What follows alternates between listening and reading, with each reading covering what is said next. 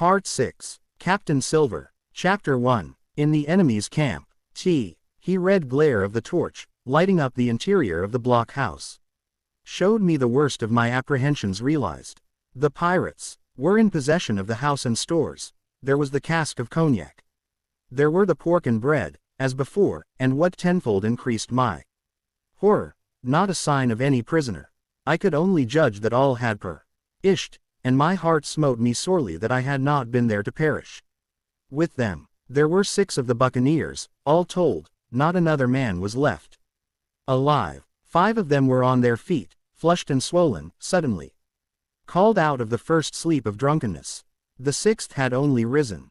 Upon his elbow, he was deadly pale, and the blood-stained bandage round his head told that he had recently been wounded, and still more recently dressed. I remembered the man who had been shot and had run back among the woods in the great attack, and doubted not that this was he. The parrot sat, preening her plumage, on Long John's shoulder. He, himself, I thought, looked somewhat paler and more stern than I was used to. He still wore the fine broadcloth suit in which he had fulfilled his mission, but it was bitterly the worse for wear, daubed with clay and torn with the sharp briars of the wood. So, said he, here's Jim Hawkins, shiver my timbers. Dropped in, like, well, come, I take that friendly. And thereupon he sat down across the brandy cask and began to fill a pipe. Give me a loan of the link, Dick, said he, and then, when he had a good light, that'll do, lad, he added, stick the glim in the wood heap. And you, gentlemen, bring yourselves to. You needn't stand up for Mr. Hawkins. He'll excuse you, you may lay to that. And so, Jim, stopping the tobacco, here you were, and quite a pleasant surprise for poor old John. I see you were smart when first I set my eyes on you, but this here gets away from me clean, it do. To all this, as may be well supposed, I made no answer. They had set me with my back against the wall, and I stood there, looking Silver in the face, pluckily enough, I hope, to all outward appearance, but with black despair in my heart. Silver took a whiff or two of his pipe with great composure and then ran on again. Now, you see, Jim, so be as you are here, says he, I'll give you a piece of my mind. I've always liked you, I have, for a lad of spirit, and the picture of my own self when I was young and handsome. I always wanted you to gene and take your share, and I a gentleman, and now, my cock, you've got to. Cap'n Smollett's a fine seaman, as I'll own up to, any day, but stiff on discipline. Duty is duty, says he, and right he is. Just you keep clear of the cap'n. The doctor himself is gone dead again. You, ungrateful scamp, was what he said, and the short and the long of the whole story is about here. You can't go back to your own lot, for they won't have you, and without you start a 3rd ship's company all by yourself, which might be lonely. You'll have to gene with Cap'n Silver. So far so good. My friends, then, were still alive, and though I partly believed the truth of Silver's statement, that the cabin party were incensed at me for my desertion, I was more relieved than distressed by what I heard. I don't say nothing as to your being in our hands, continued Silver. Though there you are, and you may lay to it. I'm all for argument. I nev seen good come out o' threatening. If you like the service, well, you'll gene, and if you don't, Jim, why, you're free to answer no, free and well. Come, shipmate, and if fairer can be said by mortal seamen, shiver my sides. Am I to answer, then? I asked with a very tremulous voice. Through all this sneering talk, I was made to feel the threat of death that overhung me, and my cheeks burned and my heart beat painfully in my breast. Lad, said Silver, no one's pressing of you. Take your bearings. None of us won't hurry you, mate, time goes so pleasant in your calm. Painy, you see. Well, says I, growing a bit bolder, if I'm to choose, I declare I have a right to know what's what, and why you're here, and where my friends are. What's what? Repeated one of the buccaneers in a deep growl. Ah, he'd be a lucky one as knowed that. You'll perhaps batten down your hatches till you're spoke to, my friend, cried Silver truculently to this speaker. And then, in his first gracious tones, he replied to me, "Yesterday morning, Mr. Hawkins," said he, in the dog watch, down came Dr. Livesey with a flag of truce. Says he, "Cap'n Silver, you're sold out. Ship's gone." Well, maybe we'd been taking a glass, and a song to help it round.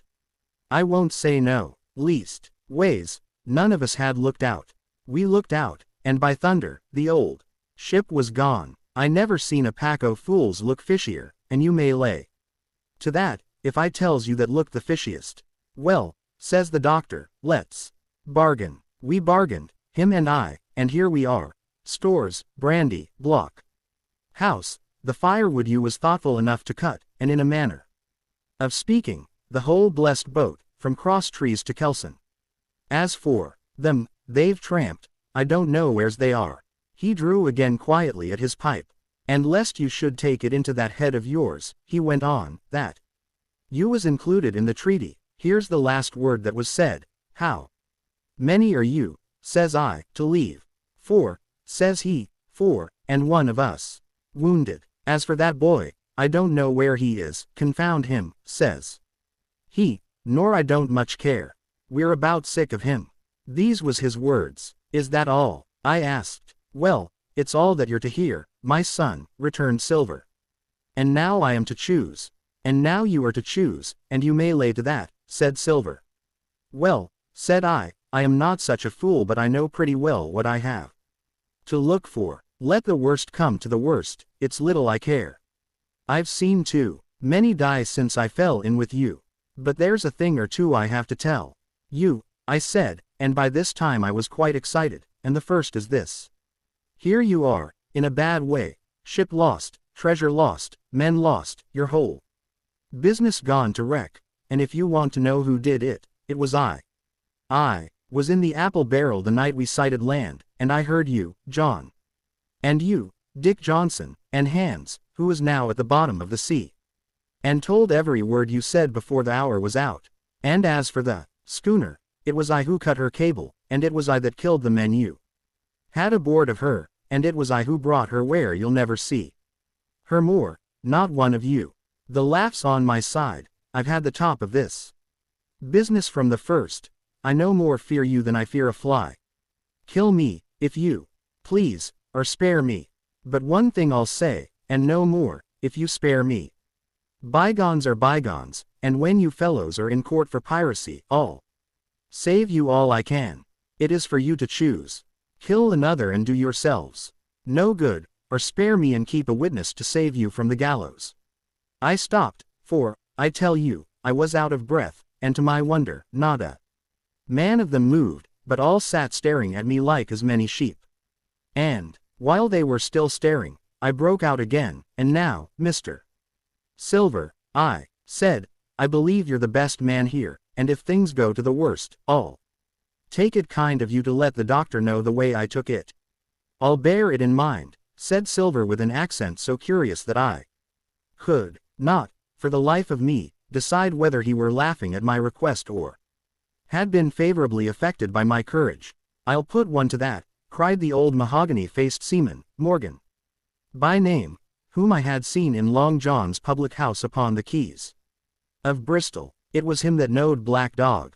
Well, and see here, added the sea cook, I'll put another again to that, by thunder, for it was this same boy that faked the chart from Billy Bones. First and last, we've split upon Jim Hawkins. Then here goes, said Morgan with an oath, and he sprang up, drawing his knife as if he had been 20. Avast, there, cried Silver. Who are you, Tom Morgan? Maybe you thought you was cap'n here, perhaps. By the powers, but I'll teach you better. Cross me, and you'll go where many a good man's gone before you, first and last, these 30 year back, some to the yard arm, shiver my timbers, and some by the board, and all to feed the fishes. There's never a man looked me between the eyes and seen a good day. Aterwards, Tom Morgan, you may lay to that. Morgan paused, but a hoarse murmur rose from the others. Tom's right, said one. I stood hazing long enough from one, added another. I'll be hanged, if I'll be hazed by you, John Silver. Did any of you gentlemen want to have it out with me? roared Silver, bending far forward from his position on the keg, with his pipe still glowing in his right hand. Put a name on what you're at, you ain't dumb, I reckon. Him that wants shall get it. Have I lived this many years, and a son of a rum-punchin' cock has had athwart my hoss at the latter end of it? You know the way, you're all gentlemen o' fortune. By your account. Well, I'm ready. Take a cutlass, him that dares, and all. See the color of his inside, crutch and all, before that pipe's empty. Not a man stirred, not a man answered. That's your sort, is it? He added, returning his pipe to his mouth. Well, you're a gay lot to look at, anyway. Not much worth to fight, you ain't. Perhaps you can understand King George's English. I'm cappin' here, by lection. I'm cappin' here because I'm the best man by a long sea mile. You won't fight, as gentlemen o' fortune should. Then, by thunder, you'll obey, and you may lay to it. I like that boy. Now, I never seen a better boy than that. He's more a man than any pair of rats of you in this here house, and what I say is this, let me see him that'll lay a hand on him, that's what I say, and you may lay to it. There was a long pause after this. I stood straight up against the wall, my heart still going like a sledgehammer, but with a ray of hope now shining in my bosom. Silver leant back against the wall, his arms crossed, his pipe in the corner of his mouth, as calm as though he had been in church, yet his eye kept wandering furtively, and he kept the tail of it on his unruly followers. They, on their part, drew gradually towards the far end of the blockhouse, and the low hiss of their purring sounded in my ear continuously, like a stream. One after another, they would look up, and the red light of the torch would fall for a second on their nervous faces, but it was not towards me, it was towards Silver that they turned their eyes. You seem to have a lot to say, remarked Silver, spitting far into the air. Pipe up and let me hear it, or lay to. Ax your pardon, sir, returned one of the men, you're pretty free with some of the rules, maybe you'll kindly keep an eye upon the rest. This crew's dissatisfied, this crew don't vally bullying a marlin spike. This crew has its rights like other crews, I'll make so free as that, and by your own rules, I take it we can talk together. I ax your pardon, sir, AC. Knowledging you for to be captain at this present, but I claim my right. And steps outside for a council. And with an elaborate sea salute, this fellow, a long, ill-looking, yellow-eyed man of 35, stepped coolly towards the door and disappeared out of the house. One after another the rest followed his example, each making a salute as he passed, each adding some apology. According to rules, said one. Forecastle council, said Morgan. And so, with one remark or another all marched out and left Silver and me alone with the torch. The sea cook instantly removed his pipe.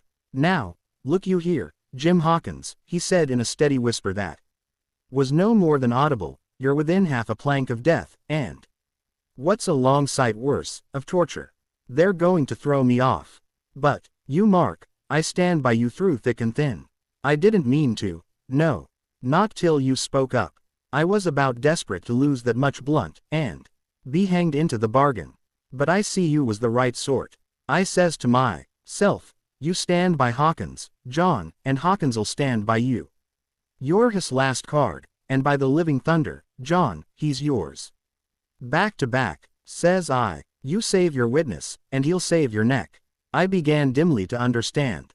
You mean all's lost? I asked. By gum, I do. He answered, ship gone, neck gone, that's the size of it. Once I looked into that bay, Jim Hawkins, and seen no schoon. Well, I'm tough, but I gave out. As for that lot and their counsel, mark me, they're outright fools and cowards. I'll save your life as I can from them. But, see here, Jim, tit for tat, you save Long John from swinging. I was bewildered. It seemed a thing so hopeless he was asking. The old buccaneer, the ringleader threw out. What I can do, that I'll do, I said. It's a bargain, cried Long John. You speak up plucky, and by tune. I've a chance. He hobbled to the torch, where it stood propped among the firewood. and took a fresh light to his pipe. Understand me, Jim, he said, returning. I've a head on my shoulders, I have. I'm on Squire's side now. I know you've got that ship safe somewheres. How you done it, I don't know, but safe it is, I guess. Hans and O'Brien turned soft. I never much believed in neither of them. Now you mark me, I ask no questions, nor I won't let others. I know, when a game's up, I do, and I know a lad that's staunch. Ah, you that's young, you and me might have done a power of good together. He drew some cognac from the cask into a tin cannikin. Will you taste, messmate? He asked, and when I had refused, well, I'll take a drain myself, Jim, said he. I need a cocker, for there's trouble on hand. And talking o' trouble, why did that doctor give me the chart? Jim, my face expressed a wonder so unaffected that he saw the needlessness of further questions. Ah, well, he did, though, said he. And there's something under that. No doubt, something, surely, under that, Jim, bad or good. And he took another swallow of the brandy, shaking his great fair head like a man who looks forward to the worst. Chapter 2. The black spot again. He council of buccaneers had lasted some time, when one of them re-entered the house, and with a repetition of the same salute, which had in my eyes an ironical air, begged for a moment's loan of the torch. Silver briefly agreed, and this emissary retired again, leaving us together in the dark. There's a breeze coming, Jim, said Silver, who had by this time adopted quite a friendly and familiar tone. I turned to the loophole nearest me and looked out. The embers of the great fire had so far burned themselves out and now glowed so low and duskily that I understood why these conspirators desired a torch. About halfway down the slope to the stockade, they were collected in a group. One held the light, another was on his knees in their midst, and I saw the blade of an open knife shine in his hand with varying colors in the moon and torchlight. The rest were all somewhat stooping, as though watching the maneuvers of this last. I could just make out that he had a book as well as a knife in his hand, and was still wondering how any thing so incongruous had come in their possession when the kneeling figure rose once more to his feet and the whole party began to move together towards the house. Here they come, said I, and I returned to my former position, for it seemed beneath my dignity that they should find me watching them. Well, let him come, lad, let him come, said Silver cheerily. I've still a shot in my locker. The door opened, and the 5 men, standing huddled together just inside, pushed one of their number forward. In any other circumstances it would have been comical to see his slow advance, hesitating as he set down each foot, but holding his closed right hand in front of him. Step up, lad, cried Silver. I won't eat you. Hand it over, lubber. I know the rules, I do. I won't hurt a deputation. Thus encouraged, the buccaneer stepped forth more briskly, and having passed something to Silver, from hand to hand, slipped yet more smartly back again to his companions. The sea cook looked at what had been given him. The black spot. I thought so, he observed. Where might you have got the paper? Why, Hillo, look here, now, this ain't lucky. You've gone and cut this out of a Bible. What fools cut a Bible? Ah, there, said Morgan, there. What did I say? No good'll come o' that, I said. Well, you've about fixed it now, among you, continued Silver. You'll all swing now, I reckon. What soft-headed lubber had a Bible? It was Dick, said one. Dick, was it? Then Dick can get to prayers, said Silver. He's seen his slice of luck, has Dick, and you may lay to that. But here the long man, with the yellow eyes struck in. Belay that talk, John Silver, he said. This crew has tipped you the black spot in full council, as in duty bound, just you turn it over, as in duty bound, and see what's wrote there. Then you can talk. Thankee, George, replied the sea cook. You always was brisk for business, and has the rules by heart, George, as I'm pleased to see. Well, what is it, anyway? Ah, deposed. That's it, is it? Very pretty wrote, too. Be sure. Like print, I swear. Your hand o' right, George. Why, you was gettin' quite a leadin' man in this here crew. You'll be cap'n next, I shouldn't wonder. Just oblige me with that torch again, will you? This pipe don't draw. Come, now, said George, you don't fool this crew no more. You're a funny man, by your account, but you're over now, and you'll maybe step down off that barrel and help vote. I thought you said you knowed the rules, returned Silver contemptu. Owsley, leastways, if you don't, I do, and I wait here, and I'm still your cap'n. Mind, till you outs with your grievances and I reply, in the mean time, your black spot ain't worth a biscuit. After that, we'll see. Oh, replied George, you don't be under no kind of apprehension. We're all square, we are. First, you've made a hash of this cruise, you'll be a bold man to say no to that. Second, you let the enemy out o' this here trap for nothing. Why did they want out? I dunno, but it's pretty plain they wanted it. Third, you wouldn't let us go at them upon the march. Oh, we see through you, John Silver, you want to play booty. That's what's wrong with you. And then, fourth, there's this here boy. Is that all? Asked Silver quietly. Enough, too, retorted George. We'll all swing and sun dry for your bungling. Well now, look here, I'll answer these 4 pints, one after another all. Answer 'em. I made a hash o' this cruise, did I?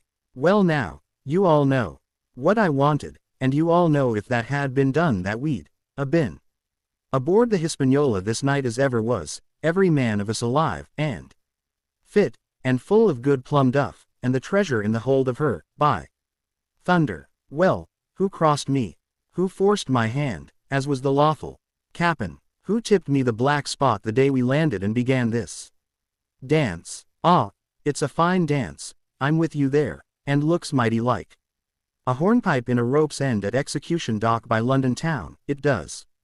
But who done it? Why, it was Anderson, and Hans, and you, George.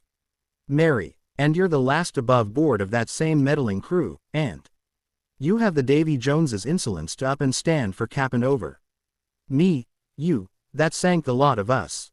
By the powers, but this tops the stiffest yarn to nothing. Silver paused, and I could see by the faces of George and his late calm raids that these words had not been said in vain. That's for number 1, cried the accused, wiping the sweat from his brow, for he had been talking with a vehemence that shook the house. Why, I give you my word, I'm sick to speak to you. You've neither sense nor memory, and I leave it to fancy where your mother's was that let you come to see, gentlemen o' fortune. I reckon tailors is your trade. Go on, John, said Morgan. Speak up to the others.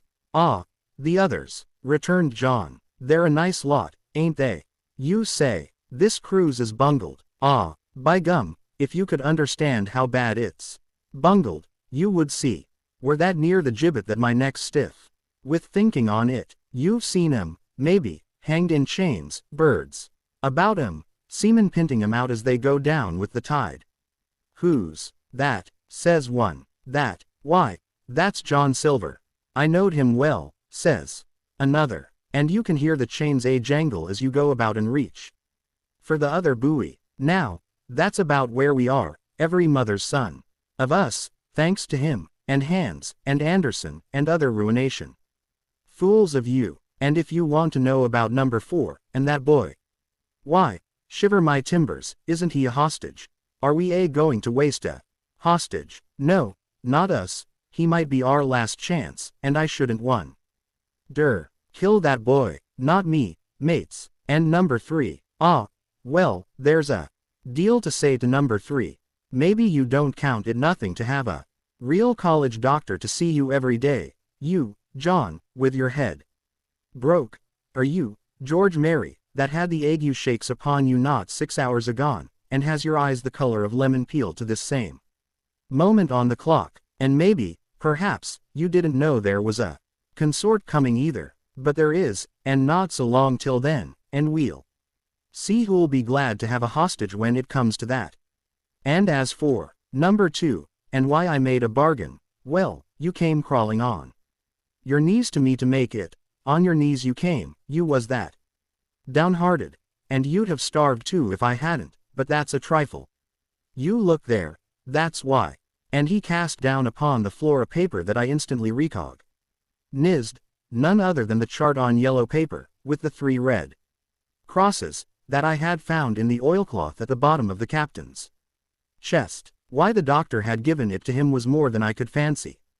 But if it were inexplicable to me, the appearance of the chart was incredible to the surviving mutineers. They leapt upon it like cats upon a mouse. It went from hand to hand, one tearing it from another, and by the oaths and the cries and the childish laughter with which they accompanied their examination, you would have thought, not only they were fingering the very gold, but were at sea with it, besides, in safety. Yes, said one, that's flint, sure enough. J.F. and a score below, with a clove hitched to it, so he done ever.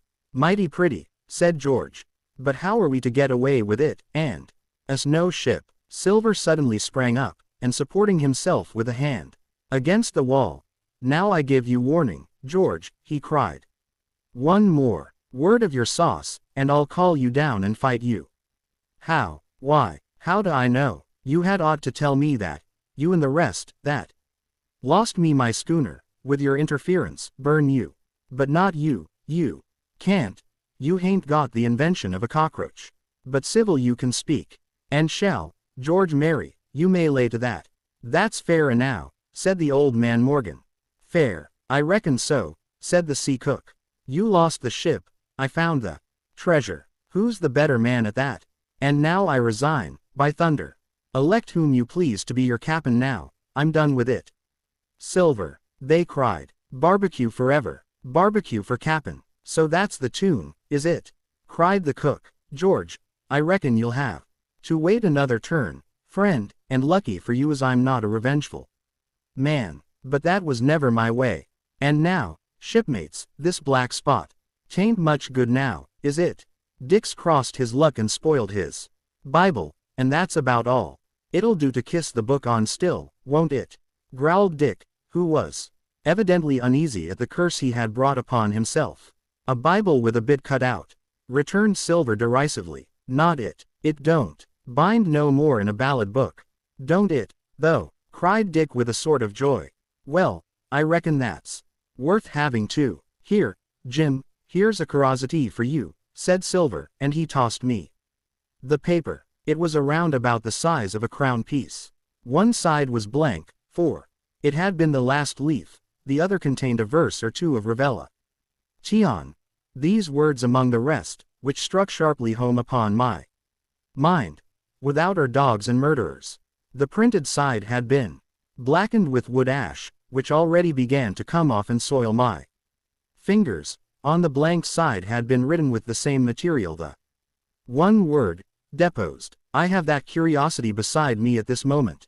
But not a trace of writing now remains beyond a single scratch, such as a man might make with his thumb nail. That was the end of the night's business. Soon after, with a drink all round, we lay down to sleep, and the outside of Silver's vengeance was to put George Merry up for sentinel and threaten him with death if he should prove unfaithful. It was long ere I could close an eye, and heaven knows I had matter enough for thought in the man whom I had slain that afternoon, in my own most perilous position, and above all, in the remarkable game that I saw Silver now engaged upon, keeping the mutineers together with one hand and grasping with the other after every means, possible and I am possible, to make his peace and save his miserable life. He himself slept peacefully and snored aloud, yet my heart was sore for him, wicked as he was, to think on the dark perils that environed and the shameful bet that awaited him. Chapter 3. On parole. I was wakened, indeed, we were all wakened, for I could see even the sentinel shake himself together from where he had fallen against the door post, by a clear, hearty voice hailing us from the margin of the wood block house. Ahoy, it cried, here's the doctor. And the doctor it was. Although I was glad to hear the sound, yet my gladness was not without admixture. I remembered with confusion my insubordinate and stealthy conduct, and when I saw where it had brought me, among what companions and surrounded by what dangers, I felt ashamed to look him in the face. He must have risen in the dark, for the day had hardly come, and when I ran to a loophole and looked out, I saw him standing, like silver. Once before, up to the mid-leg in creeping vapor. You, doctor, top o' the morning to you, sir, cried Silver, broad awake, and beaming with good nature in a moment. Bright and early, to be sure, and it's the early bird, as the saying goes, that gets the rations. Orge, shake up your timbers, son, and help drive Livesey over the ships, sighed. All a doin' well, your patience was, all well and merry. So he pattered on, standing on the hilltop with his crutch under his bow and one hand upon the side of the log house, quite the old John in voice, manner, and expression. We've quite a surprise for you too, sir, he continued. We've a little stranger here, he, a no boarder and lodger, sir, and looking fit and taut as a fiddle, slept, like a supercargo, he did, right alongside of John, stem to stem we was, all night. Dr. Livesey was by this time across the stockade and pretty near the cook, and I could hear the alteration in his voice as he said, not Jim. The very same Jim as ever was, says Silver. The doctor stopped outright, although he did not speak, and it was some seconds before he seemed able to move on. Well, he said at last, duty first and pleasure afterwards, as you might have said yourself, Silver. Let us overhaul these patients of yours. A moment afterwards he had entered the blockhouse and with one grim nod to me proceeded with his work among the sick.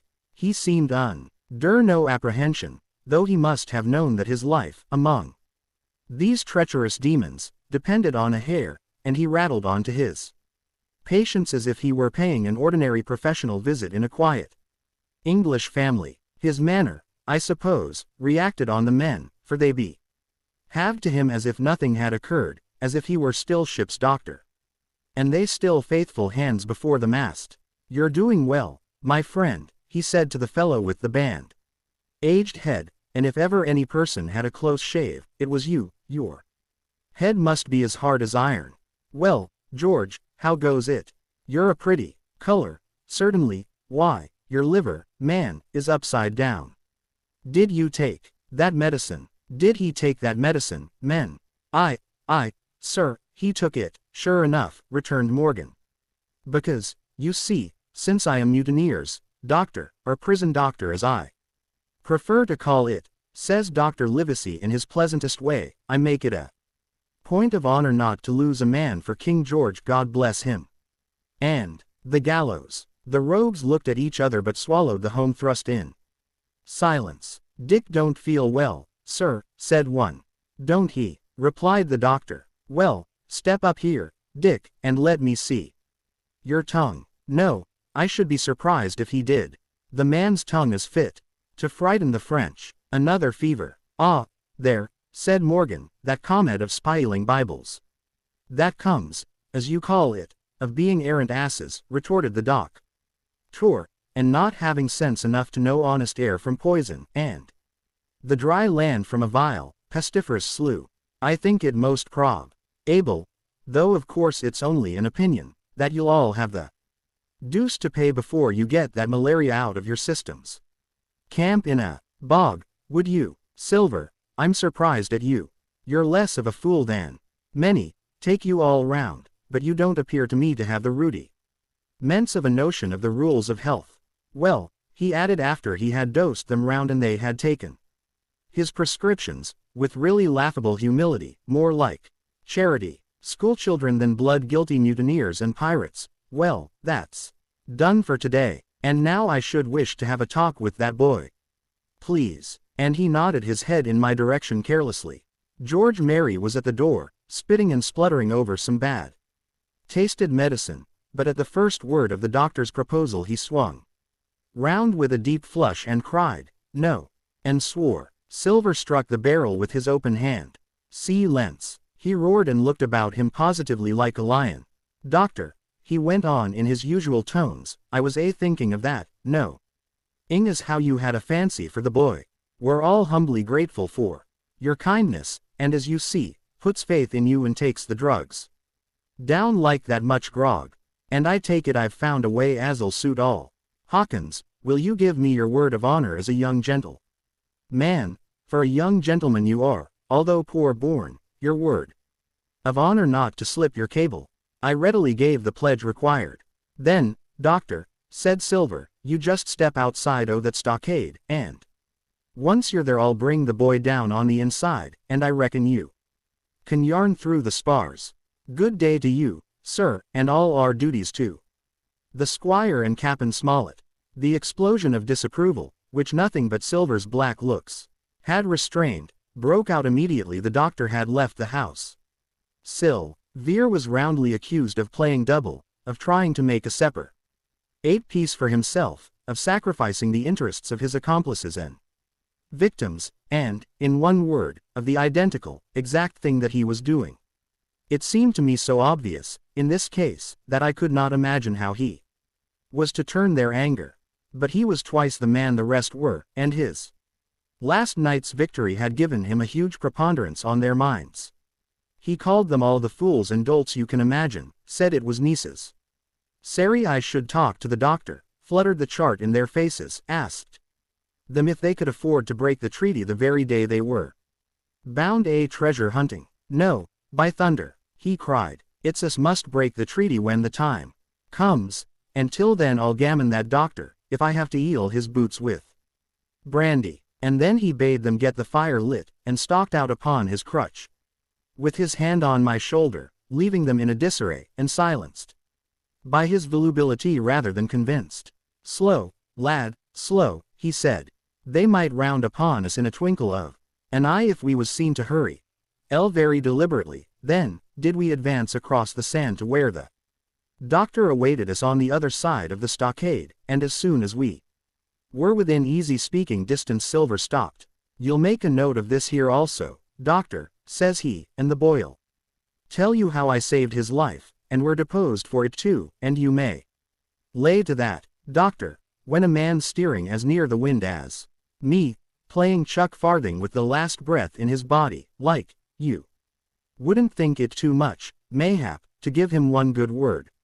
You'll please bear in mind it's not my life only now, it's that boy's into the bar gain, and you'll speak me fair, doctor, and give me a bit o' hope to go on. For the sake of mercy.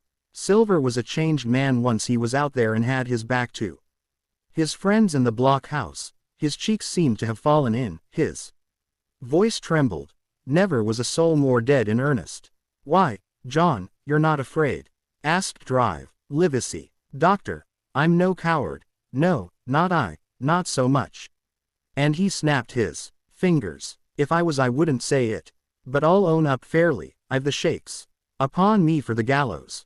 You're a good man and a true, I never seen a better man, and you'll not forget what I done good, not any more than you'll forget the bad, I know.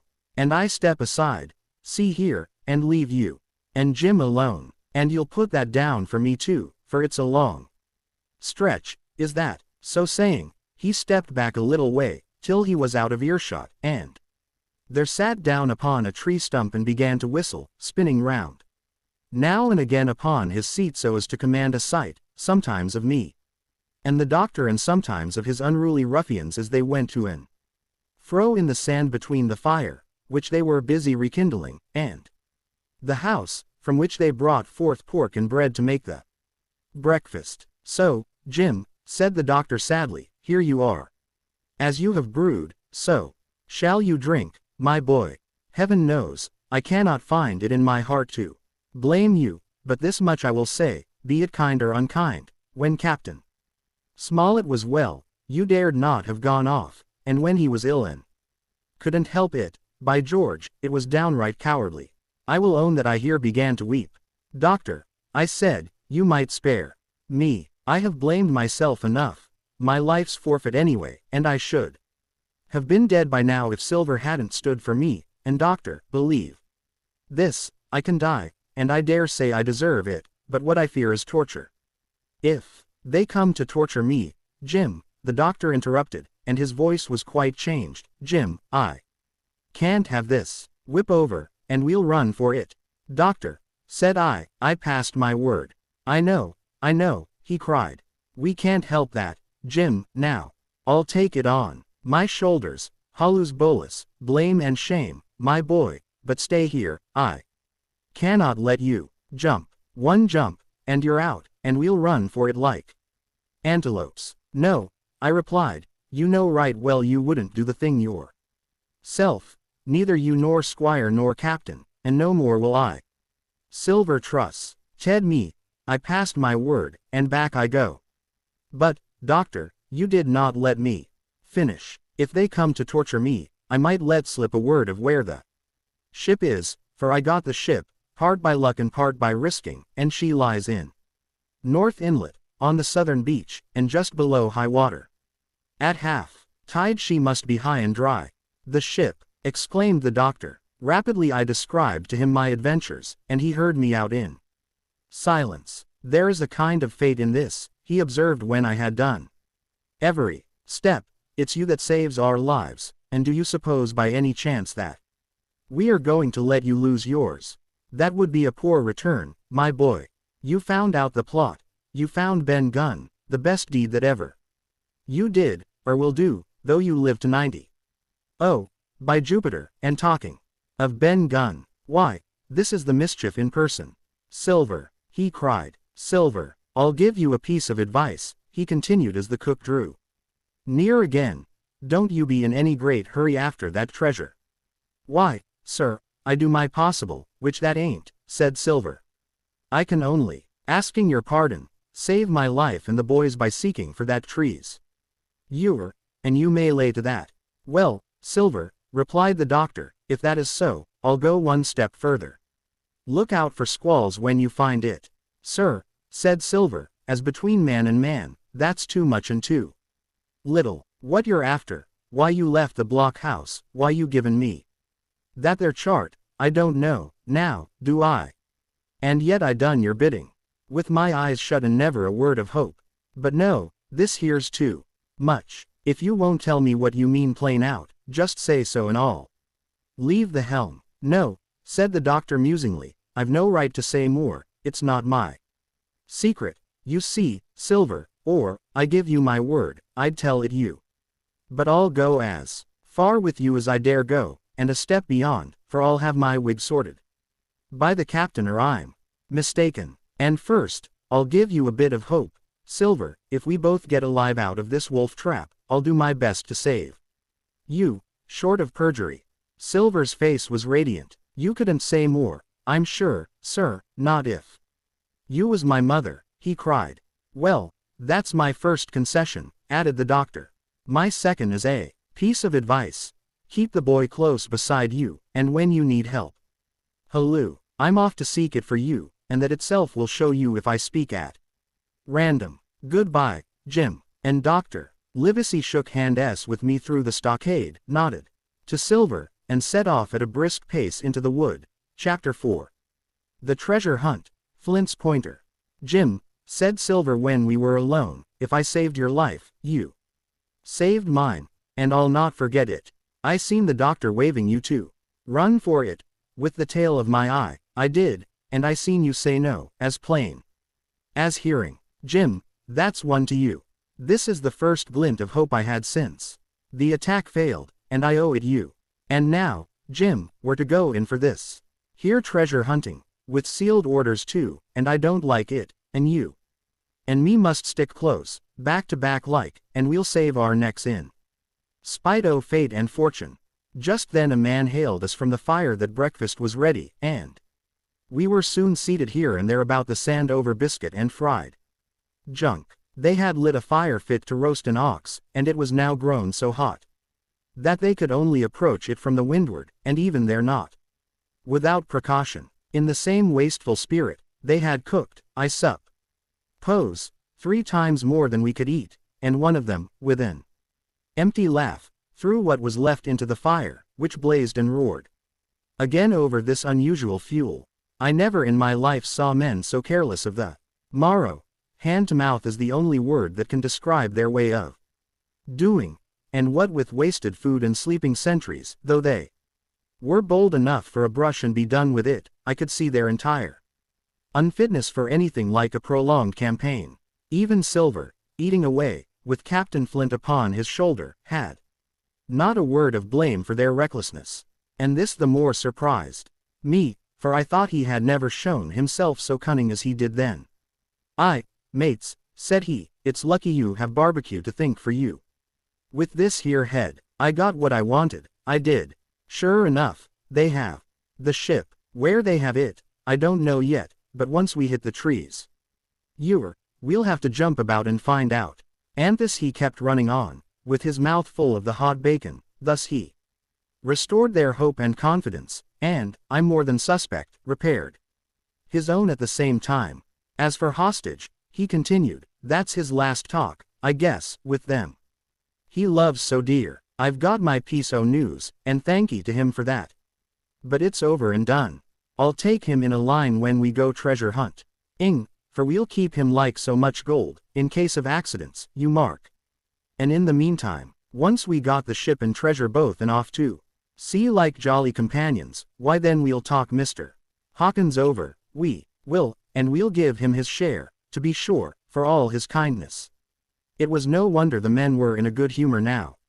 For my part, I was horribly cast down. Should the scheme he had now sketched prove feasible, Silver, already doubly a traitor, would not hesitate to adopt it.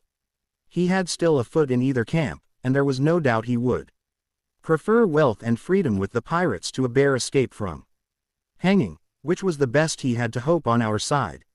Nay, and even if things so fell out that he was forced to keep his faith with Dr. Livesey, even then what danger lay before us? What a moment that would be, when the suspicions of his followers turned to certainty, and he and I should have to fight for dear life, he a cripple and I a boy, against 5 strong and active seamen. Add to this double apprehension the mystery that still hung over the behavior of my friends, their unexplained desertion of the stockade, their inexplicable cession of the chart, or harder still to understand, the doctor's last warning to Silver, look out for squalls when you find it. And you will readily believe how little taste I found in my breakfast and with how uneasy a heart I set forth behind my captors on the quest for treasure. We made a curious figure, had anyone been there to see us, all in soiled sailor clothes and all but me armed to the teeth. Silver had 2 guns slung about him, one before and one behind, besides the great cutlass at his waist and a pistol in each pocket of his square-tailed coat. To complete his strange appearance, Captain Flint sat perched upon his shoulder and gabbling odds and ends of purposeless sea talk.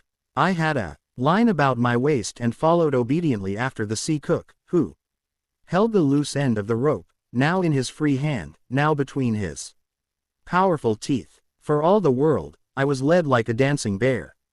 The other men were variously berthened, some carrying picks and shovels, for that had been the very first necessary they brought ashore from the Hispaniola, others laden with pork, bread, and brandy for the midday meal. All the stores, I observed, came from our stock, and I could see the truth of Silver's words the night before. Had he not struck a bargain with the doctor, he and his mutineers, deserted by the ship, must have been driven to subsist on clear water and the proceeds of their hunting. Water would have been little to their taste. A sailor is not USU ally a good shot, and besides all that, when they were so short of eatables, it was not likely they would be very flush of powder. Well, thus equipped, we all set out, even the fellow with the broken head, who should certainly have kept in shadow, and straggled, one after another, to the beach, where the 2 gigs awaited us.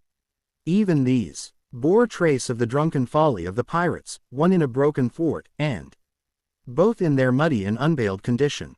Both were to be carried along with us for the sake of safety, and so, with our numbers divided between them, we set forth upon the bosom of the anchorage. As we pulled over, there was some discussion on the chart. The red cross was, of course, far too large to be a guide, and the terms of the note on the back, as you will hear, admitted of some ambiguity. They ran, the reader may remember, thus: tall tree, spy glass shoulder, bearing a point to the N of NNE, Skeleton Island ESE and by E, 10 feet. A tall tree was thus the principal mark. Now, right before us the N Chorage was bounded by a plateau from 200 to 300 feet high, adjoining on the north the sloping southern shoulder of the Spy Glass, and rising again towards the south into the rough, cliffy eminence called the Mizzen-mast Hill. The top of the plateau was dotted thickly with pine trees of varying height. Every here and there, one of a different size rose 40 or 50 feet clear above its neighbors, and which of these was the particular tall tree of Captain Flint could only be decided on the spot, and by the readings of the compass. Yet, although that was the case, every man on board the boats had picked a favorite of his own ere we were halfway over, Long John alone shrugging his shoulders and bidding them wait till they were there. We pulled easily, by Silver's directions, not to weary the hands prematurely, and after quite a long passage, landed at the mouth of the second river, that which runs down a woody cleft of the Spy Glass. Thence, bending to our left, we began to ascend the slope towards the plateau. At the first outset, heavy, miry ground and a matted, marish vegeta. Tian greatly delayed our progress, but by little and little the hill began to steepen and become stony underfoot, and the wood to change its character and to grow in a more open order. It was, indeed, a most pleasant portion of the island that we were now approaching. A heavy scented broom and many flowering shrubs had almost taken the place of grass.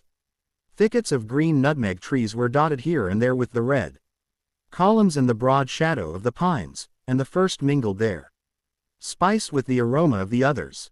The air, besides, was fresh and stirring, and this, under the sheer sunbeams, was a wonderful refreshment to our senses. The party spread itself abroad, in a fan shape, shouting and leaping to and fro. About the center, and a good way behind the rest, Silver and I followed. I tethered by my rope, he plowing, with deep pants, among the sliding gravel. From time to time, indeed, I had to lend him a hand, or he must have missed his footing and fallen backward down the hill. We had thus proceeded for about half a mile and were approaching the brow of the plateau when the man upon the farthest left began to cry aloud, as if in terror. Shout after shout came from him, and the others began to run in his direction. "He can't found the treasure," said old Morgan, hurrying past us from the right, "for that's clean a top." Indeed, as we found when we also reached the spot, it was something very different. At the foot of a pretty big pine and involved in a green creeper, which had even partly lifted some of the smaller bones, a man's skeleton lay, with a few shreds of clothing, on the ground. I believe a chill struck for a moment to every heart. He was a seaman, said George Merry, who, bolder than the rest, had gone up close and was examining the rags of clothing. "Leastways, this is good sea cloth." I, said Silver, "like enough, you wouldn't look to find a bish up here, I reckon. But what sort of a way is that for bones to lie? 'Tain't in nature." Indeed, on a second glance, it seemed impossible to fancy that the body was in a natural position. But for some disarray, the work, perhaps, of the birds that had fed upon him or of the slow-growing creeper that had gradually enveloped his remains, the man lay perfectly straight, his feet pointing in one direction, his hands, raised above his head like a diver's, pointing directly in the opposite. "I've taken a notion into my old numbskull," observed Silver. "Here's the compass, there's the tip-top Pinto Skeleton Island, stickin' out like a tooth. Just take a bearing, will you, along the line of them bones." It was done. The body pointed straight in the direction of the island, and the compass read duly ESE and by E. "I thought so," cried the cook. "This here is a pinter. Right up there is our line for the Pole Star and the Jolly Dollars.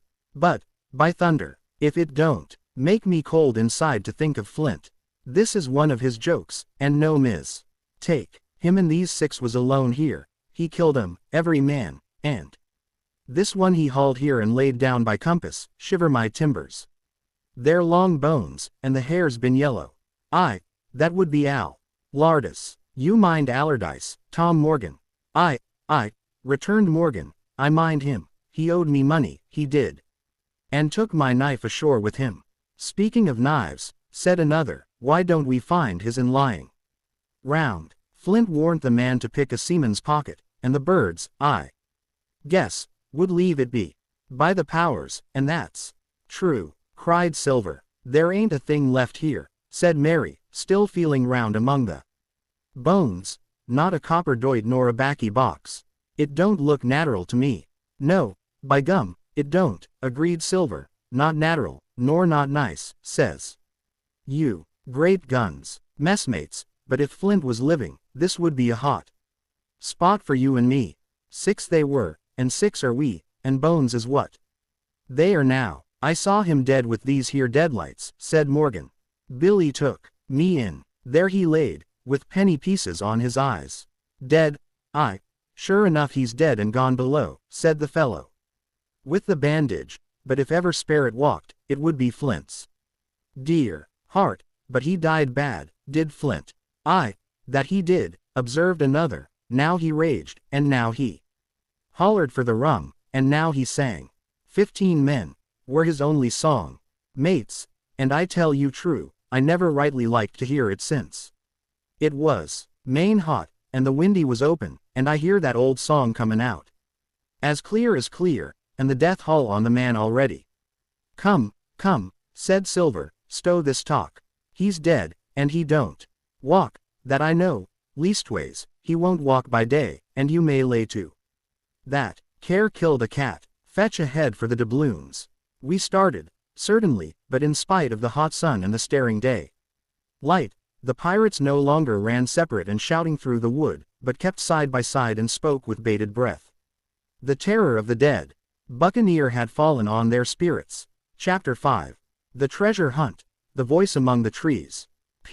Partly from the damping influence of this alarm, partly to rest Silver and the sick folk, the whole party sat down as soon as they had gained the brow of the ascent. The plateau being somewhat tilted towards the west, this spot on which we had paused commanded a wide prospect on either hand. For us, over the tree tops, we beheld the cape of the woods fringed with surf. Behind, we not only looked down upon the anchorage and Skeleton Island, but saw, clear across the spit in the eastern low lands, a great field of open sea upon the east. Sheer above us rose the Spy Glass, here dotted with single pines, there black with precipices. There was no sound but that of the distant breakers, mounting from all round, and the chirp of countless insects in the brush. Not a man, not a sail, upon the sea. The very largeness of the view increased the sense of solitude. Silver, as he sat, took certain bearings with his compass. There are 3 tall trees, said he, about in the right line from Skeleton on Island. Spy Glass shoulder, I take it, means that lower pint there. It's child's play to find the stuff now. I've half a mind to dine first. I don't feel sharp, growled Morgan. Thinkin' o' Flint, I think it were as done me. Ah, well, my son, you praise your stars he's dead, said Silver. He were an ugly devil, cried a third pirate with a shudder, that blew in the face too. That was how the rum took him, added Mary. Blue, well, I reckon, he was blue. That's a true word. Ever since they had found the skeleton and got upon this train of thought, they had spoken lower and lower, and they had almost got to whispering by now, so that the sound of their talk hardly interrupted the silence of the wood. All of a sudden, out of the middle of the trees in front of us, a thin, high, trembling voice struck up the well-known air and words. 15 men on the dead man's chest. Yo ho ho, and a bottle of rum. I never have seen men more dreadfully affected than the pirates. The color went from their 6 faces like enchantment. Some leapt to their feet, some clawed hold of others. Morgan grovelled on the ground. It's Flint, by, cried Mary. The song had stopped as suddenly as it began, broken off, you would have said, in the middle of a note, as though someone had laid his hand upon the singer's mouth. Coming through the clear, sunny atmosphere, among the green tree tops, I thought it had sounded airily and sweetly. And the effect on my companions was the stranger. Come, said Silver, struggling with his ashen lips to get the word out. This won't do. Stand by to go about. This is a rum start, and I can't name the voice, but it's someone skylarking, someone that's flesh and blood. And you may lay to that. His courage had come back as he spoke, and some of the color to his face along with it. Already the others had begun to lend an ear to this encouragement and were coming a little to themselves, when the same voice broke out again. Not this time singing, but in a faint distant hail that echoed yet fainter among the clefts of the spy-glass. "Darby McGraw," it wailed, for that is the word that best describes the sound. "Darby McGraw, Darby McGraw," again and again and again, and then rising a little higher, and with an oath that I leave out, "Fetch aft the rum, Darby." The buccaneers remained rooted to the ground, their eyes starting from their heads. Long after the voice had died away they still stared in silence, dreadfully, before them. "That fixes it," gasped one. "Let's go." They was his last words, moaned Morgan, his last words above board. Dick had his Bible out and was praying volubly. He had been well brought up, had Dick, before he came to sea and fell among bad companions. Still Silver was unconquered. I could hear his teeth rattle in his head. But he had not yet surrendered. "Nobody in this here island ever heard of Darby," he muttered, "not one but us that's here." And then, making a great effort, "Shipmates," he cried, "I'm here to get that stuff, and I'll not be beat by man or devil.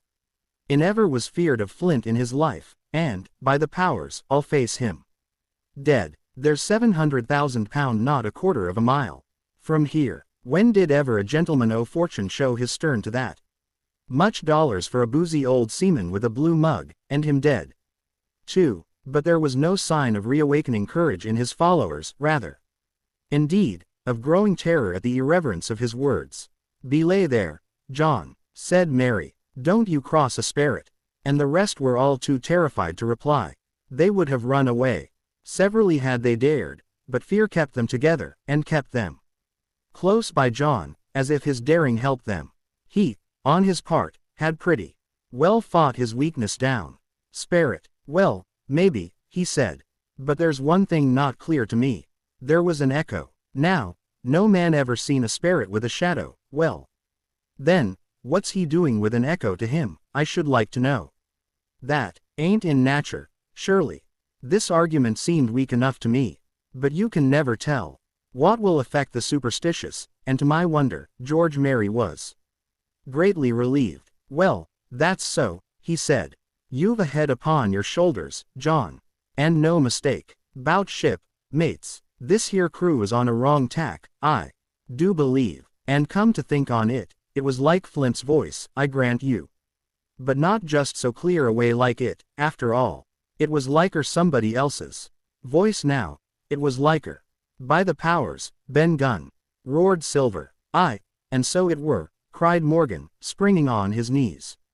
"Ben Gunn it were. It don't make much odds, do it, now?" asked Dick. "Ben Gunn's not here in the body any more in Flint." But the older hands greeted this remark with scorn.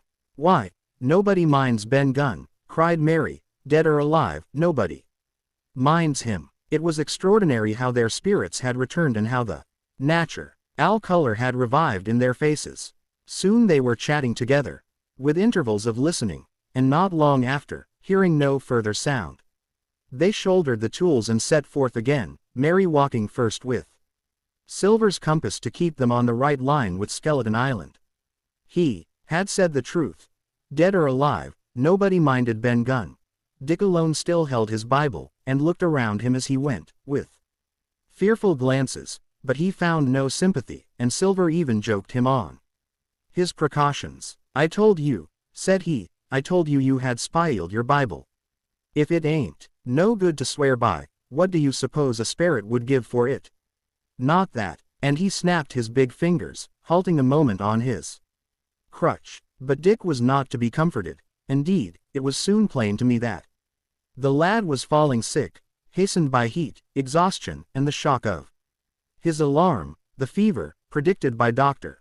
Livesey, was evidently growing swiftly higher. It was fine open walking here, upon the summit. Our way lay a little downhill, for, as I have said, the plateau tilted towards the west. The pines, great and small, grew wide apart, and even between the clumps of nutmeg and azalea, wide open spaces baked in the hot sunshine. Strict, as we did, Pretty near northwest across the island, we drew, on the one hand, ever nearer under the shoulders of the spy-glass, and on the other, looked ever wider over that western bay where I had once tossed and trembled in the oracle. The first of the tall trees was reached, and by the bearings proved the wrong one. So with the second. The third rose nearly 200 feet into the air above a clump of underwood, a giant of a vegetable, with a red column as big as a cottage, and a wide shadow around in which a company could have maneuvered. It was conspicuous far to see both on the east and west, and might have been entered as a sailing mark upon the chart. But it was not its size that now impressed my companions, it was the knowledge that 700,000 pounds in gold lay somewhere buried below its spreading shadow. The thought of the money, as they drew nearer, swallowed up their previous terrors. Their eyes burned in their heads, their feet grew speedier and lighter, their whole soul was found up in that fortune, that whole lifetime of extravagance and please that lay waiting there for each of them. Silver hobbled, grunting, on his crutch, his nostrils stood out and quivered. He cursed like a madman when the flies settled on his hot and shiny countenance. He plucked furiously at the line that held me to him, and from time to time turned his eyes upon me with a deadly look. Seer, toinly he took no pains to hide his thoughts, and certainly I read them like print. In the immediate nearness of the gold, all else had been forgot. 10. His promise and the doctor's warning were both things of the past, and I could not doubt that he hoped to seize upon the treasure, find and board the Hispaniola under cover of night, cut every honest throat about that island, and sail away as he had at first intended, laden with crimes and riches. Shaken as I was with these alarms, it was hard for me to keep up with the rapid pace of the treasure hunters. Now and again I stumbled, and it was then that Silver plucked so roughly at the rope and launched at me his murderous glances. Dick, who had dropped behind us and now brought up the rear, was babbling to himself both prayers and curses as his fever kept rising. This also added to my wretchedness, and to crown all, I was haunted by the thought of the tragedy that had once been acted on that plateau, when that ungodly buccaneer with the blue face, he who died at Savannah, singing and shouting for drink, had there, with his own hand, cut down his 6 accomplices. This grove that was now so peaceful must then have rung with cries, I thought, and even with the thought I could believe I heard it ringing still. We were now at the margin of the thicket. Huzza, mates, all together, shouted Mary, and the foremost broke into a run, and suddenly, not 10 yards further, we beheld them stop. A low cry arose. Silver doubled his pace, digging away with the foot of his crutch like one possessed, and next moment he and I had come also to a dead halt. Before us was a great excavation, not very recent, for the sides had fallen in and grass had sprouted on the bottom. In this were the shaft of a pick broken in two and the boards of several packing cases strewn around. On one of these boards I saw, branded with a hot iron, the name Walrus, the name of Flint's ship. All was clear to probation. The cash had been found and rifled, the 700,000 pounds were gone. Chapter 6. The Fall of a Chieftain. Here never was such an overturn in this world. Each of these 6 men was as though he had been struck. But with Silver the blow passed almost instantly. Every thought of his soul had been set full stretch, like a racer, on that money. Well, he was brought up, in a single second, dead, and he kept his head, found his temper, and changed his plan before the others had had time to realize the disappointment. Jim, he whispered, take that, and stand by for trouble. And he passed me a double-barreled pistol. At the same time, he began quietly moving northward, and in a few steps had put the hollow between us 2 and the other 5. Then he looked at me and nodded, as much as to say, here is a narrow corner. As, indeed, I thought it was. His looks were not quite friendly, and I was so revolted at these constant changes that I could not forbear whispering, so you've changed sides again. There was no time left for him to answer in. The buccaneers, with oaths and cries, began to leap, one after another, into the pit and to dig with their fingers, throwing the boards aside as they did so. Morgan found a piece of gold. He held it up with a perfect spout of oaths. It was a 2-guinea piece, and it went from hand to hand among them for a quarter of a minute. 2 guineas, roared Mary, shaking it at Silver. That's your £700,000, is it? You're the man for bargains, ain't you? You're him that never bungled nothing, you wooden-headed lubber. Dig away, boys, said Silver with the coolest insolence, you'll find some pig nuts, and I shouldn't wonder. Pig nuts, repeated Mary, in a scream. Mates, do you hear that? I tell you now, that man there knew it all along. Look in the face of him and you'll see it wrote there. Ah, Mary, remarked Silver, standing for Cap'n again. You're a pushing lad, to be sure. But this time everyone was entirely in Mary's favor. They began to scramble out of the excavation, darting furious glances behind them. One thing I observed, which looked well for us, they all got out upon the opposite side from Silver. Well, there we stood, 2 on one side, 5 on the other, the pit between us, and nobody screwed up high enough to offer the first blow. Silver never moved. He watched them, very upright on his crutch, and looked as cool as ever I saw him. He was brave, and no mistake. At last Mary seemed to think a speech might help matters.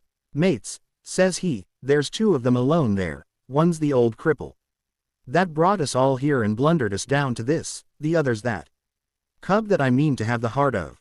Now, mates, he was raising his arm and his voice, and plainly meant to lead a charge. But just then, crack, crack, crack, 3 musket shots flashed out of the thicket. Mary tumbled head foremost into the excavation. The man with the bandage spun round like a teetotum and fell all his length upon his side, where he lay dead, but still twitching, and the other 3 turned and ran for it with all their might.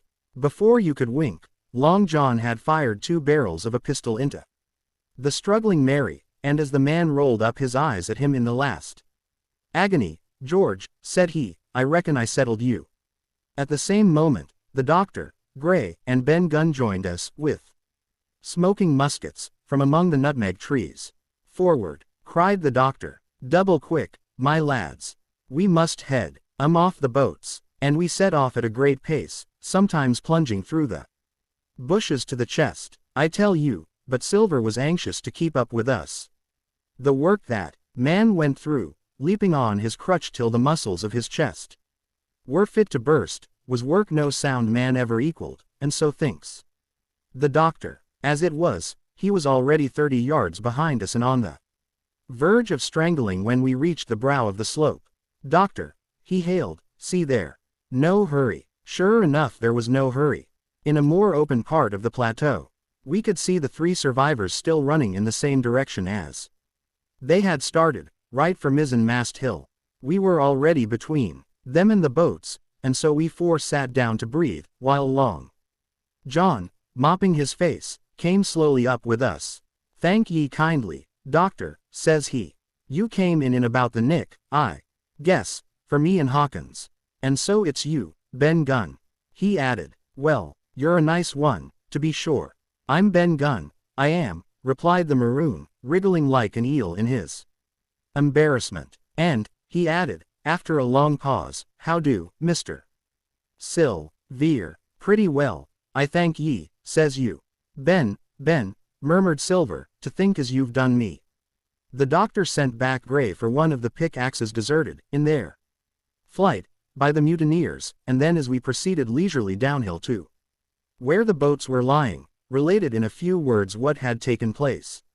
It was a story that profoundly interested Silver, and Ben Gunn, the half-idiot maroon, was the hero from beginning to end.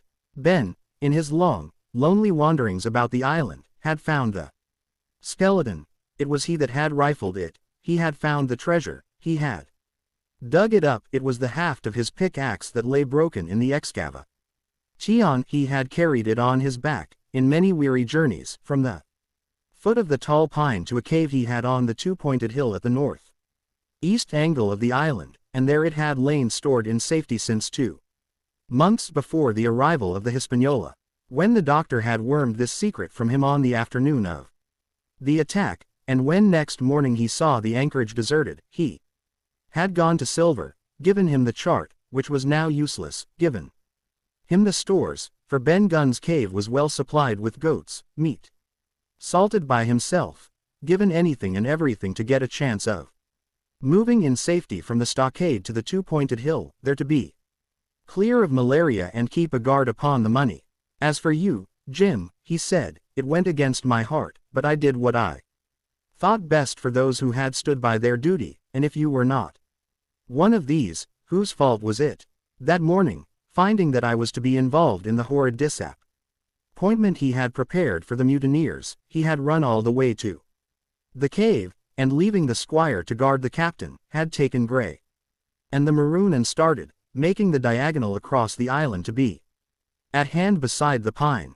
Soon, however, he saw that our party had the start of him, and Ben Gunn, being fleet of foot, had been dispatched in front to do his best alone.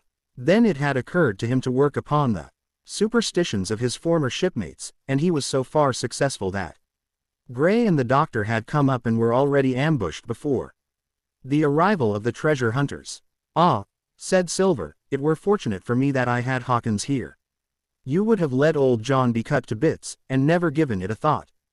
"Doctor, not a thought," replied Drive Livesey cheerily, and by this time we had reached the gigs. The doctor, with the pick-axe, demolished one of them, and then we all got aboard the other and set out to go round by sea for North Inlet. This was a run of 8 or 9 miles. Silver, though he was almost killed already with fatigue, was set to an oar, like the rest of us, and we were soon skimming swiftly over a smooth sea. Soon we passed out of the straits and doubled the southeast corner of the island, round which 4 days ago we had towed the Hispaniola. As we passed the two-pointed hill, we could see the black mouth of Ben Gunn's cave and a figure standing by it, leaning on a musket. It was the squire, and we waved a handkerchief and gave him 3 cheers, in which the voice of Silver joined as heartily as any. 3 miles farther, just inside the mouth of North Inlet, what should we meet but the Hispaniola, cruising by herself? The last flood had lifted her, and had there been much wind or a strong tide current, as in the southern anchorage, we should never have found her more, or found her stranded beyond help. As it was, there was little amiss beyond the wreck of the mainsail. Another anchor was got ready and dropped in a fathom and a half of water. We all pulled round again to Rum Cove, the nearest point for Ben Gunn's treasure house, and then Gray, single-handed, returned with the gig to the Hispaniola, where he was to pass the night on guard. A gentle slope ran up from the beach to the entrance of the cave. At the top, the squire met us. To me he was cordial and kind, saying nothing of my escapade either in the way of blame or praise. At Silver's polite salute he somewhat flushed. "John Silver," he said, "you're a prodigious villain and impostor, a monstrous impostor, sir. I am told I am not to prosecute you. Well, then, I will not, but the dead men, sir, hang about your neck like millstones." "Thank you kindly, sir," replied Long John, again saluting. "I dare you to thank me," cried the squire. "It is a gross dereliction of my duty. Stand back." And thereupon we all entered the cave. It was a large, airy place, with a little spring and a pool of clear water, overhung with ferns. The floor was sand. Before a big fire lay Captain Smollett, and in a far corner, only duskily flickered over by the blaze, I beheld great heaps of coin and quadrilaterals built of bars of gold. That was Flint's treasure that we had come so far to seek, and that had cost already the lives of 17 men. From the Hispaniola, how many it had cost in the amassing, what blood and sorrow, what good ships scuttled on the deep, what brave men walking the plank blindfold, what shot of cannon, what shame and lies and cruelty, perhaps no man alive could tell.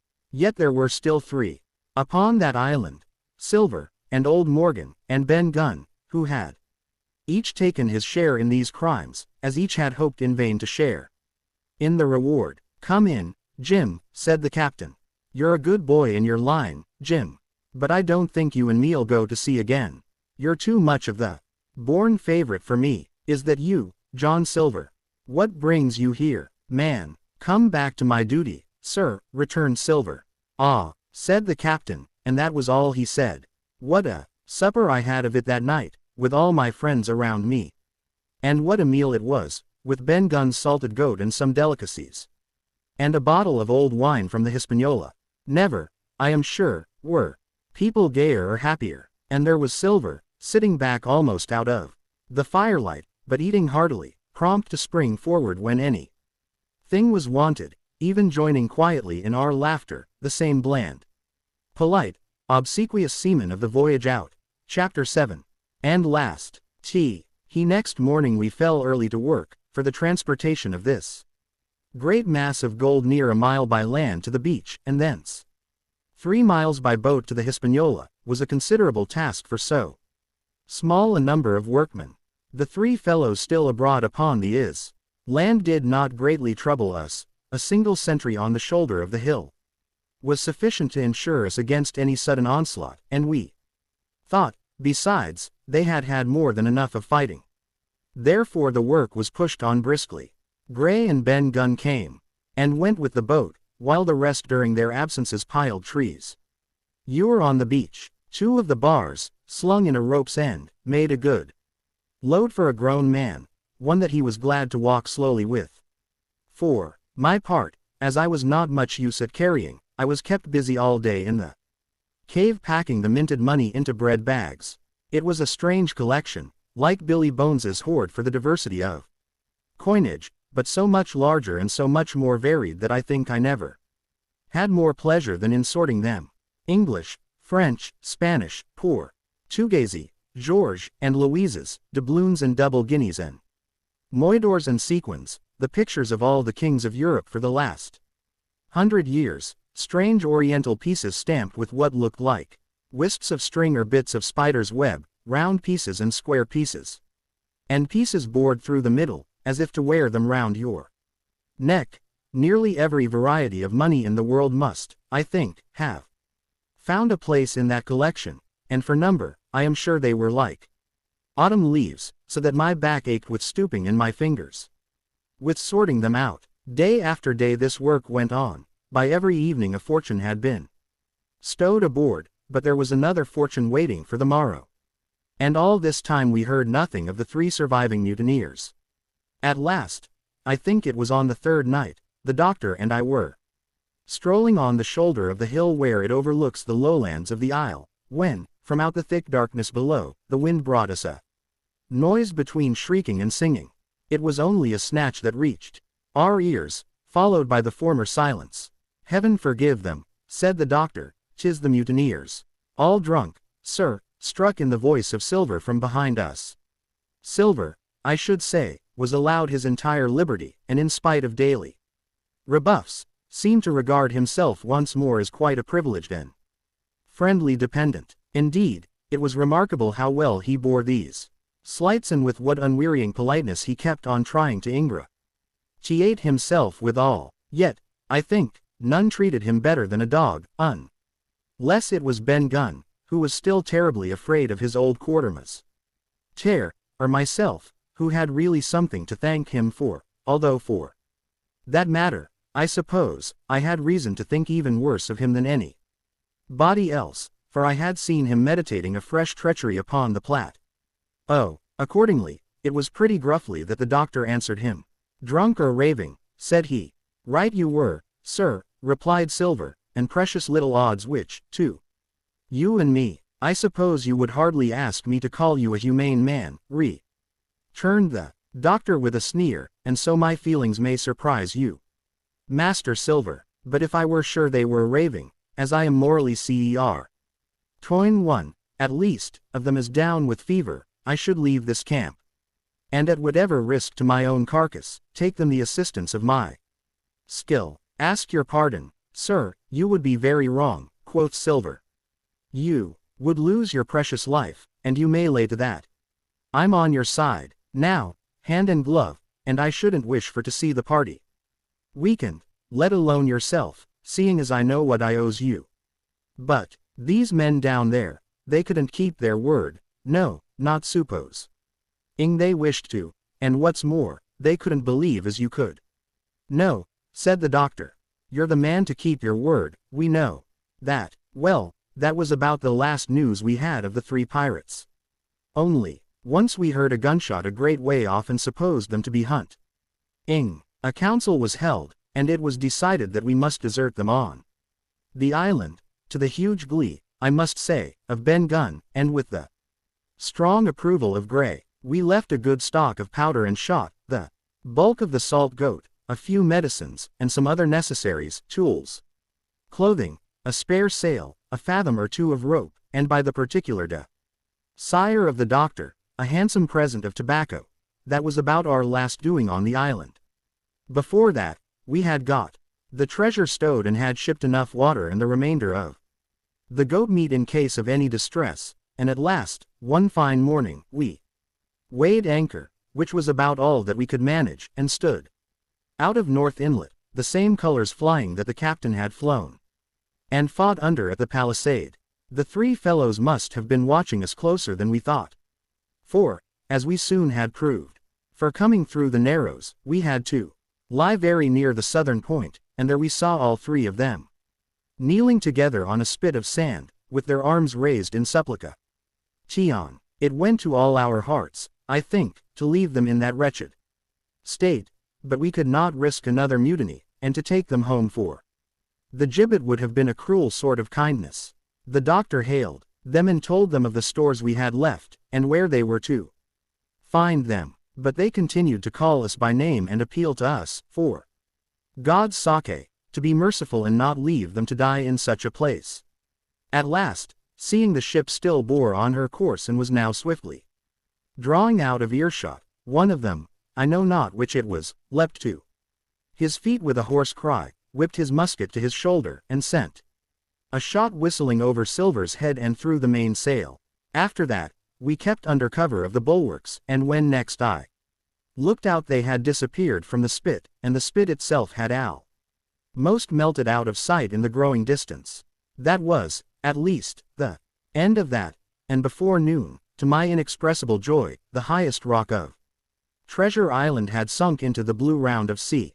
We were so short of men that everyone on board had to bear a hand, only the captain lying on a mattress in the stern and giving his orders, for though greatly recovered he was still in want of quiet. We laid her head for the nearest port in Spanish America, for we could not risk the voyage home without fresh hands, and as it was, what with baffling winds and a couple of fresh gales, we were all worn out before we reached it. It was just at sundown when we cast anchor in a most beautiful land locked gulf, and were immediately surrounded by shore boats full of Negroes and Mexican Indians and half-bloods selling fruits and vegetables and offering to dive for bits of money. The sight of so many good-humored faces, especially the blacks, the taste of the tropical fruits, and above all the lights that began to shine in the town made a most charming contrast to our dark and bloody sojourn on the island, and the doctor and the squire, taking me along with them, went ashore to pass the early part of the night. Here they met the captain of an English man of war, fell in talk with him, went on board his ship, and, in short, had so agreeable a time that day was breaking when we came alongside the Hispaniola. Ben Gunn was on deck alone, and as soon as we came on board he began, with wonderful contortions, to make us a confession. Silver was gone. The maroon had connived at his escape in a shore boat some hours ago, and he now assured us he had only done so to preserve our lives, which would certainly have been forfeit if that man with the one leg had stayed aboard. But this was not all. The sea cook had not gone empty-handed. He had cut through a bulkhead unobserved and had removed one of the sacks of coin, worth perhaps 300 or 400 guineas, to help him on his further wanderings. I think we were all pleased to be so cheaply quit of him. Well, to make a long story short, we got a few hands on board, made a good cruise home, and the Hispaniola reached Bristol just as Mr. Blandley was beginning to think of fitting out her consort. 5 men only of those who had sailed returned with her. Drink and the devil had done for the rest, with a vengeance, although, to be sure, we were not quite in so bad a case as that other ship they sang about, with 1 man of her crew alive. What put to sea with 75? All of us had an ample share of the treasure and used it wisely or fool Ishly, according to our natures. Captain Smollett is now retired from the sea. Gray not only saved his money, but being suddenly smit with the desire to rise, also studied his profession, and he is now made in part owner of a fine full-rigged ship, married besides, and the father of a family. As for Ben Gunn, he got £1,000, which he spent or lost in 3 weeks, or to be more exact, in 19 days, for he was back begging on the 20th. Then he was given a lodge to keep, exactly as he had feared upon the island, and he still lives, a great favorite, though something of a butt, with the country boys, and a notable singer in church on Sundays and saints' days. Of Silver we have heard no more. That formidable seafaring man with one leg has at last gone clean out of my life, but I dare say he met his old negress, and perhaps still lives in comfort with her and Captain Flint.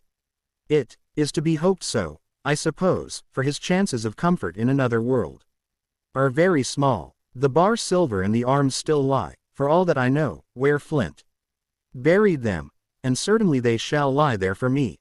Oxen and wainropes would not bring me back again to that accursed island, and the worst dreams that ever I have are when I hear the surf booming about its coasts or start upright in bed with the sharp voice of Captain Flint still ringing in my ears.